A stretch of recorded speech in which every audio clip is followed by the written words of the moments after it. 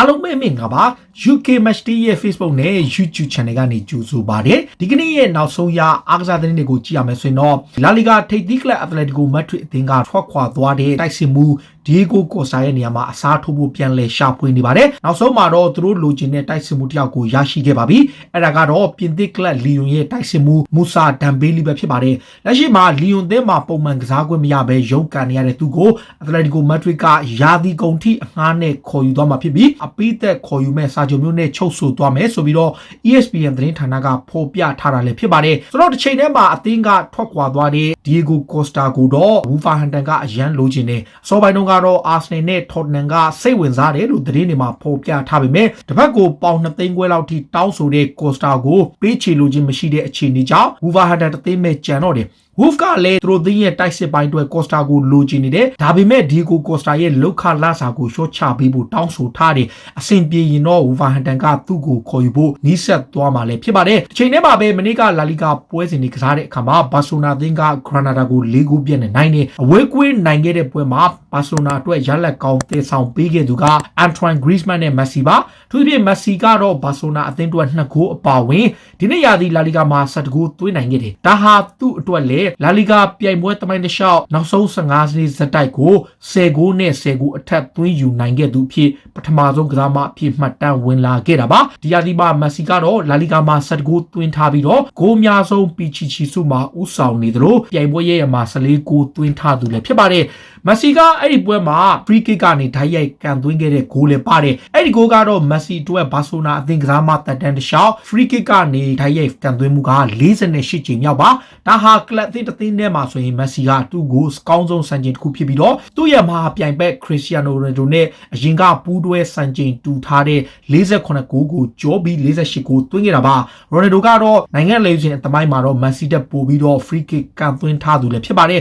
ဆိုတော့ super star နှစ်ယောက်လုံးကတော့အကောင်းဆုံးစံချိန်တွေကိုအပတ်စဉ်ချိုးနေကြတာပါတခါ Real Madrid ရဲ့နီးပြ Zinedine Zidane ကတော့အသင်းကောင်းဆောင်ဝါရင်နောက်ခံလူ Sergio Ramos ကိုသူလဲ Ronaldo ကလိုပဲအသင်းကထွက်ခွာသွားပွဲရှိတယ်ဆိုပြီးတော့စပြီးတော့ပြောကြားလာပြီဖြစ်ပါတယ်စောပိုင်းတုန်းကတော့ Real က Sergio Ramos ကိုတက်တန်းမရရအောင်တိုးမယ်လို့စီစဉ်ထားပေမဲ့ Real ဘက်ကတစ်နှစ်ထက်ပိုမပေးနိုင်တဲ့စာချုပ်သစ်ကမ်းလှမ်းမှုကြောင့် Sergio Ramos ဘက်ကအငင်းဆန်ထားတာပါဆိုတော့နှစ်ဖက်ကြားမှာရှော့ပေးမှုမရှိတဲ့အတွက်ကြောင့် Zidane အနေထားရတော့ Ramos ကယာဒီကုံမှာအသင်းကနေထွက်ခွာသွားဖို့ရှိနေပြီဆိုပြီးတော့သူကပြောကြားထားတာလည်းဖြစ်ပါတယ်။တစ်ချိန်တည်းမှာပဲနာမည်ကျော် Superstar Cristiano Ronaldo ကတော့ဒီနေ့ရာသီမှာ Juventus နဲ့သူ့ရဲ့ခြေစွမ်းပိုင်းကိုအားရကျေနပ်နေသလိုသူဟာကလပ်သင်းကနေထွက်ခွာဖို့အစီအစဉ်လုံးဝမရှိဘူးလို့ဆိုပါတယ်။ဒီနေ့ရာသီအတွင်းမှာ City ရဲ့မှာလည်းဂိုးတွေအများကြီးသွင်းထားပြီးတော့ဥဆောင်နေသူဖြစ်သလိုပြိုင်ပွဲရဲ့မှာလည်းခြေစွမ်းပြနေတယ်။ Ronaldo အနေနဲ့ Juventus နဲ့2022ခုနှစ်ဒီစာချုပ်ကြန့်ရှိနေတာပါ။သူ့အနေနဲ့ဒီကလပ်သင်းကနေထွက်ခွာသွားဖို့အစီအစဉ်မရှိသလို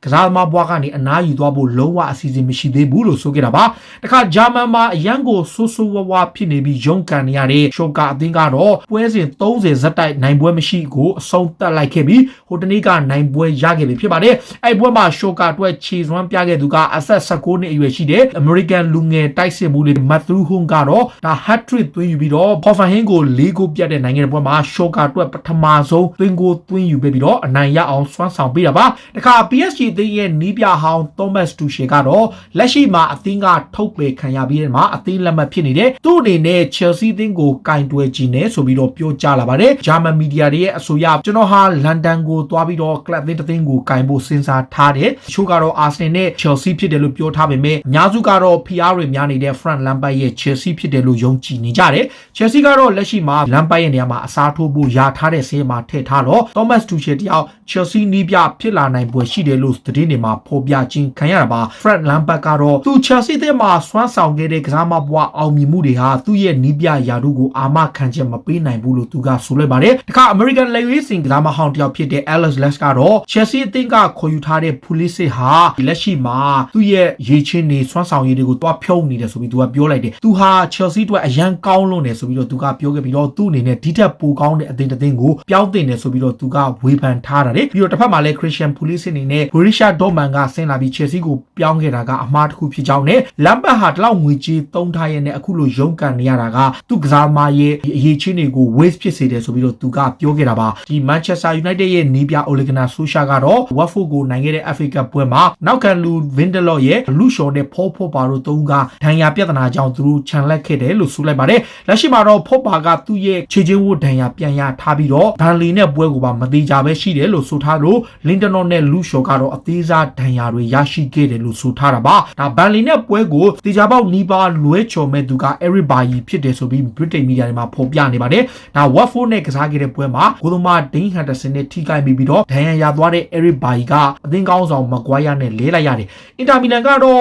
Manchester United မှာပုံမှန်နေရာမရဘဲရုန်းကန်နေရတဲ့ကွင်းလေကစားမ Jesse Lingard ကိုခေါ်ခြင်းနဲ့ Antonio Conte ကသူ့ကိုအငှားနဲ့ခေါ်ပြီးတော့မှယာဒီကုံမှာအပိသက်ခေါ်ယူနိုင်မဲ့စာချုပ်မျိုးနဲ့ခေါ်ယူသွားဖို့ရှိတယ်လို့ဆိုပါတယ်။ဒါက PSG အသင်းရဲ့နီးပြ Mauricio Pochettino ကသူတို့ရဲ့နွေရာသီနံပါတ်1ကစားမတယောက်အဖြစ် Paul Pogba ကိုလိုချင်တယ်လို့ဆိုလိုက်ပါတယ်။လက်ရှိမှာတော့ PSG အသင်းကကစားမတွေအများကြီးကိုခေါ်ယူဖို့ပြင်ဆင်တဲ့အချိန် Pogba ဟာသူတို့ရဲ့အဓိကပြစ်မှတ်ဖြစ်လို့ Pochettino ကိုယ်တိုင်ကကလပ်သင်းအတွက်တောင်းဆိုထားတဲ့ကစားမတယောက်ဖြစ်တယ်လို့ဆိုလိုက်ပါတယ်။လက်ရှိမှာတော့ Sky Sport မှာဘောလုံးဝေဖန်သုံးသပ်သူဖြစ်ဆောင်ရွက်နေတဲ့ Ryan King ကတော့သူ့အနေနဲ့နီးပြဘွားကိုပြန်လည်ဝင်ဖို့ကြိုးပမ်းနေပြီဖြစ်ပါတယ်။ Nottingham Forest နီးပြအဖြစ်2019ခုနှစ်မှာလက်ထောက်နီးပြအဖြစ်ဆောင်ရွက်ခဲ့ပြီးမှယာဒုကနှုတ်ထွက်ခဲ့တဲ့သူကနီးပြဘွားကိုပြန်လည်ဝင်ဖို့ကြိုးပမ်းသွားမှာဖြစ်ကြောင်းနဲ့ Ryan King ဟာအရင်တုန်းကလည်း Sunderland အသင်းကိုကင်တွယ်ခဲ့ဘူးသူလည်းဖြစ်ပါတယ်။ Manchester City အသင်းမှာတော့ COVID ကူးစက်ခံထားရတဲ့ဂိုးသမား Ederson နဲ့တောင်မကစားမ Ferran Torres အပါအဝင် Tommy Doyle တို့3ယောက်ကတော့ negative ပြန်ဖြစ်လို့အသင်းရဲ့လေ့ကျင့်ခင်းကိုပြန်ဆင်းနေပြီဖြစ်ပါတယ်။ဒီကစားမ3ယောက်ကပြီးခဲ့တဲ့ Man City ရဲ့အရေးပါတဲ့ပွဲစဉ်တွေကိုလွဲချော်ခဲ့သူပါ။ဒါပေမဲ့လက်ရှိမှာတော့သူတို့3ယောက်စလုံးပြန်ပြီးတော့လေ့ကျင့်ခန်းဆင်းနေပြီးတော့တေချာတာတော့ league ပွဲစဉ်မှာတေချာပေါက်ပြန်ပါမယ်လို့ဆိုလိုက်ပါတယ်။ Man City အနေနဲ့နွေရာသီမှာကြီးမားတဲ့ project ခုကိုလုပ်ဖို့ရှိတယ်။အဲ့ဒါကဘာဆိုနာသင်းရဲ့တိုက်စစ်မှု Leo Messi နဲ့ Tottenham Hotspur ရဲ့တိုက်စစ်မှု Harry Kane တို့2ယောက်ကိုအရခေါ်ယူနေတာပါ။ Kane ကိုတော့ပြီးခဲ့တဲ့ရက်ပိုင်းတုန်းကပေါင်တန်း100လောက်ထိပေးပြီးခေါ်ယူသွားဖို့ရှိတယ်လို့ဆိုထားလို့တစ်ဖက်မှာလည်း Messi ကိုအလွတ်ပြောင်းရွှေ့ခြင်းနဲ့ခေါ်နိုင်ဖို့ကြိုးပမ်းနေတာပါ။ဒါ Manchester City ရဲ့နီးပြဖတ် Guardiola ကဒီကစားမ2ယောက်ကိုသူ့အနေနဲ့အရခေါ်ယူနိုင်ဖို့ကလပ်အသင်းပိုင်ရှင်ဖြစ်သူတွေကိုတောင်းဆိုထားတယ်လို့ဆိုလိုက်ပါတယ်။ Inter Miami အသင်းက David Beckham ကအင်္ဂလန်လက်ရွေးစင်အမျိုးသမီးအသင်းရဲ့နီးပြဟောင်းဖြစ်တဲ့ Phil Neville ကိုနီးပြအဖြစ်ခန့်ဖို့လုပ်နေပါတယ်။ဒီနှုန်းက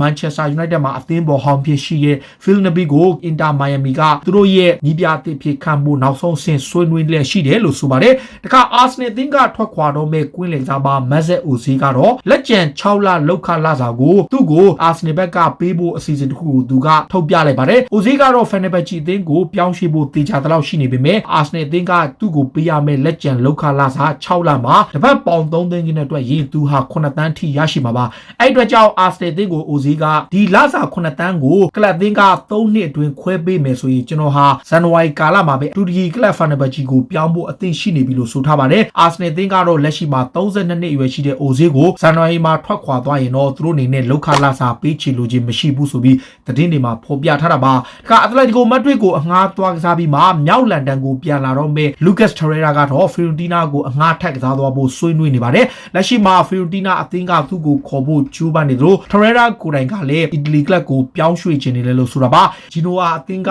Arsenal အသင်းရဲ့နောက်ခံလူ Mustafi ကိုအငှားနဲ့ခေါ်ဖို့ကမ်းလှမ်းခဲ့တယ်။ဒါပေမဲ့ Mustafi ကတော့ကျွန်တော် Arsenal အသင်းမှာယာဒီကုန်ထိဆက်ရှိဖို့ရှိပြီးတော့သူ့အနေနဲ့ပြောင်းရွှေ့ဖို့အစီအစဉ်မရှိဘူးဆိုပြီးတော့ညှင်းဆန်ထားတယ်။ Socrates ကတော့အဲ့ဒီအသင်းကိုပြောင်းရွှေ့ဖို့နှီးစပ်နေတယ်လို့ဆိုတာပါ။ Arsenal အသင်းကလည်း Eddie Nketiah အပေါ်ကမ်းလှမ်းထားတဲ့ကမ်းလှမ်းမှုတွေကိုညှင်းဆန်ပယ်ချပြီးတော့စောင်းရသည့်ဈေးကွက်မှာရောင်းချဖို့အစီအစဉ်မရှိဘူးလို့တုံ့ပြန်ထားတာကြောင့် Arsenal ပြည်သက်တွေတော်တော်များများကတော့စိတ်ပြက်လျက်ရှိနေပါတယ်။ Watson ရဲ့အဓိကကွင်းလင်ကစားမ Declan Rice ကတော့သူ့အနေနဲ့ကလပ်သင်းကပြောင်းရွှေ့ခဲ့ရင်တော့မှ Manchester ကလပ်တွေနဲ့တခြားကလပ်တွေကိုပြောင်းရွှေ့မှာမဟုတ်ဘူးလို့ဆိုလိုက်တယ်။ လန်ဒန်မှာပဲဆက်ရှိနေတယ်လို့ဆိုလိုက်တယ်။ Watson အသင်းကသူ့ကိုရောင်းချဖို့အစီအစဉ်မရှိပေမဲ့ Chelsea အသင်းရဲ့ကမ်းလှမ်းမှုများရှိခဲ့ရင်သူ့အနေနဲ့အသင်းကထွက်ခွာနိုင်ပွဲရှိပေမဲ့လန်ဒန်မှာတေချာပေါက်သူဆက်ရှိမယ်လို့ဆိုလိုက်ပါတယ်။တခါလီဗာပူးအသင်းကလည်း RB Leipzig ရဲ့နောက်ခံလူ Dayot Upamecano ကိုခေါ်ဖို့လုပ်နေပါတယ်။ Upamecano ကို Leipzig ရဲ့ အမှုဆောင်ဒရိုက်တာကိုတိုင်ကငွေရသည်ဈေးကွက်မှာရောင်းချဖို့ပြင်ဆင်နေတယ်သူ့ရဲ့ရော်ကြီးစာချုပ်ကတော့ယူရိုတန်း60လောက်ရှိတဲ့အခါမှာလီဗာပူးကသူ့ကိုခေါ်ခြင်းနဲ့ဥပမာခါနိုကိုမန်ချက်စတာယူနိုက်တက်နဲ့ချယ်ဆီအသင်းကလည်းစိတ်ဝင်စားတဲ့ကြောင်းအပြိုင်ခေါ်ယူရပွဲရှိတယ်လို့ဆိုတာပါအခါလီဗာပူးအသင်းကထွက်ခွာပွဲရှိနေတဲ့ကွေးလက်ကစားမဂျိုဂျင်ညိုဗိုင်နယ်တန်ကကလပ်သင်းတွေနဲ့သူ့ကိုအချိန်အနည်းငယ်ထပ်ပေးသင့်တယ်လို့ဆိုထားပါတယ်စာချုပ်သစ်ကိစ္စအတွက်ကလပ်သင်းကသူ့ကို2နှစ်စာချုပ်သာကန်လန်းထားပေမဲ့သူကိုယ်တိုင်က4နှစ်လောက်ထိလိုချင်တာပါဘာဆိုနာအသင်းရဲ့နီးပြရိုနယ်ကူမန်ကတော့သူ့ရဲ့တပည့်ဟောင်းနဲ့ပြန်လည်လက်တွဲဖို့ကြိုးပမ်းနေတာကြောင့်ဗိုင်နယ်တန်ရဲ့အနာဂတ်ကလည်းမကြခင်အချိန်တွင်းအပြေပေါ်တော့မှာပါတခါ RB Leipzig အသင်းရဲ့ကွင်းလင်ကစားမမာဆယ်ဆဗစ်ဆာကတော့အသင်းကထွက်ခွာဖို့တေးကြတယ်လက်ရှိမှာစာချုပ်တက်တန်းက18လပဲကျန်တော့တယ်သူ့ကိုဖော်တနမ်ကအဓိကခေါ်ယူဖို့ကြိုးပမ်းနေလို့တစ်ဖက်မှာလည်းအာဆင်ကစောင့်ကြည့်နေတယ်လက်ရှိမှာတော့ဆဗစ်ဆာရဲ့ကာလတန်ကြီးကယူရို35တန်ရှိတယ် Leipzig အနေနဲ့ဆဗစ်ဆာကိုရောင်းချဖို့စဉ်းစားထားပြီးတော့ထော်တနမ်ဘက်ကအပြည့်ဝပေးချေနိုင်မှုကြိုးပမ်းနေတယ်လို့ဆိုပါတယ်ဒါဗလန်စီယာအသင်းကတော့ထော်တနမ်ရဲ့ကွင်းလက်ကစားမှာဟာရီဝင်းကိုအငှားနဲ့ခေါ်ယူဖို့လက်မလျှော့သေးဘူးလို့ဆိုထားပြီးတော့လက်ရှိနေထားရဟာရီဝင်းကိုသူတို့အနေနဲ့ကြိုးပမ်းသွားမယ်လို့ဆိုပါတယ်ထော်တနမ်ဟာတစ်ချိန်တည်းမှာပဲဟာရီဝင်းကိုထွက်သွားခဲ့ရင်ခရစ်စတန်အက်ရီဆင်ကိုပြန်ခေါ်နိုင်ပွဲရှိတယ်လို့အီတလီမီဒီယာတွေမှာဖော်ပြထားလို့